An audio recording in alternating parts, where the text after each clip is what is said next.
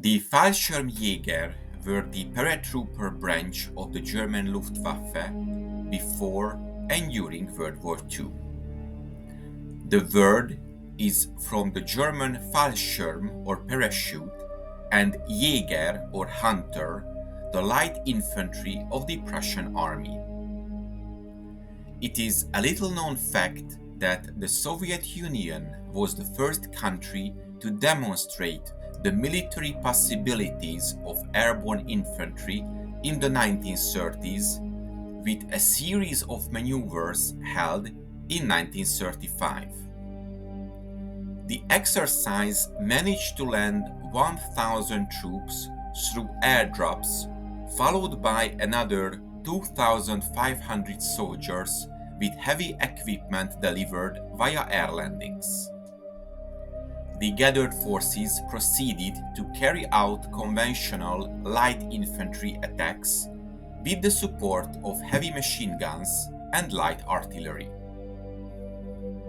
Among the foreign observers present was Hermann Göring, who was so impressed that he became personally committed to the creation of Germany's airborne arm in the 1930s.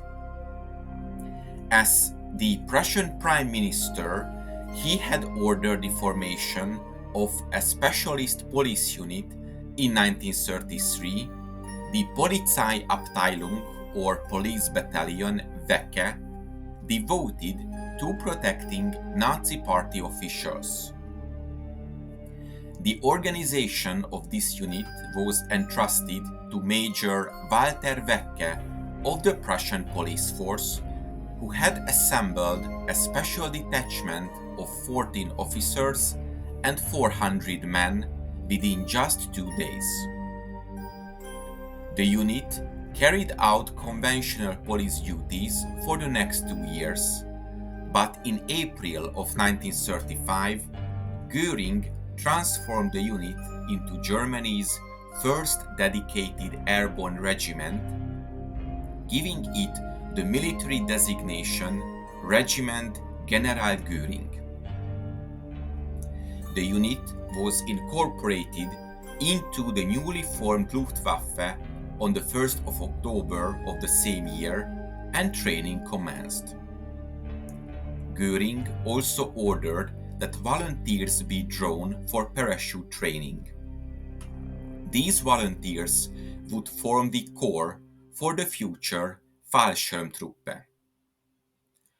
Germany's parachute arm was officially formed on the 29th of January 1936 with an order of the day calling for recruits for parachute training at the Stendal Parachute Training School, located 96 kilometers west of Berlin. The school was activated several months after the first parachute unit was established in January of 1936 and was open to active and reserve Luftwaffe personnel. Due to the extra demand of the training, the men who joined had to be more fit than the men of other ordinary infantry units. All the men from officers to enlisted had to go through the same course of instructions. Parachute school graduates, specially selected for toughness, were given further specialized training in assault tactics and assigned to assault or parachute regiments. In the spring of 1941, great attention was suddenly placed on an immediate increase in parachute troops. Numerous officers who had seen action on the Western Front reported to advanced instruction schools.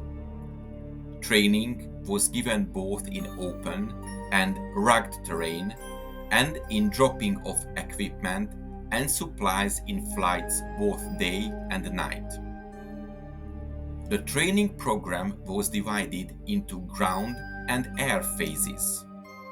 Recruits begin their course by learning to fall on the ground without injuring themselves. Next, They learned to use the parachute harness in practice jumps at a low height from the doors of a dummy airplane. Then they were taught how to control their parachute in the air by being suspended in their harnesses from a pulley-operated training arrangement. They were also taught to disengage themselves quickly from the parachutes as soon as they have landed. One of the most important features of the ground phase was the course in the care and packing of the parachutes. Each trooper was made personally responsible for his own equipment, and no man jumped unless in a parachute packed by himself. Having mastered the ground instructions, the pupil began the air phase. This consisted of 6 jumps, the first of which he made alone from an altitude of about 600 feet. His next 2 jumps were made in company with 4 or 5 other trainees from an altitude of 450 feet. The 4th jump was made from the same altitude with about 10 other students at dawn or sunset in order to experience the light conditions of an actual attack. The 5th jump was made in combat teams of 10, each team being carried in one of 3 aircraft flying in formation. The 6th and final jump was made under simulated combat conditions from 9 aircraft flying in formation at altitudes slightly below 400 feet. German parachutists received extensive ground combat training as well. Their individual instruction included such subjects as marksmanship and scouting. Their unit training emphasized combat problems, demolition work, and field exercise. The training of the German parachutists for ground combat resembled in many respects that given by the British to their commando units. However, the captured documents relating to the attack against Crete did not indicate that German airborne troops were expected to commit sabotage behind enemy lines in the true sense of the word. Damage was to be inflicted, but prisoners maintained that they had not been trained to wear foreign uniforms like the operators of the German Special Forces of the Brandenburg Regiment. These operators spoke foreign languages, wore foreign uniforms, and their task was to create confusion, conduct sabotage, and contact fifth columnists. These units should be distinguished from the parachute regiments, which were used for large-scale attack on important military positions. NCOs, officers, and other ranks of the Luftwaffe were required to successfully complete 6 jumps in order to receive the Fallschirmjägerabzeichen or the parachutist badge. From 1943, a 9th jump was also required. This badge depicted a diving eagle with a swastika in its claws, surrendered by a silver wreath. A cloth version of the badge was also authorized from 1937 to be worn on a flight jacket. The recipient had to re-qualify for this badge each and every year.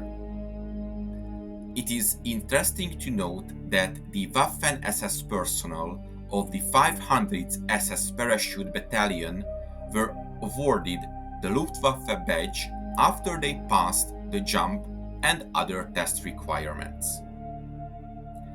I hope you enjoyed this episode, and to make sure you don't miss my future work, please make sure you are subscribed to my channel and press the bell notification button. Thank you and see you in the next video.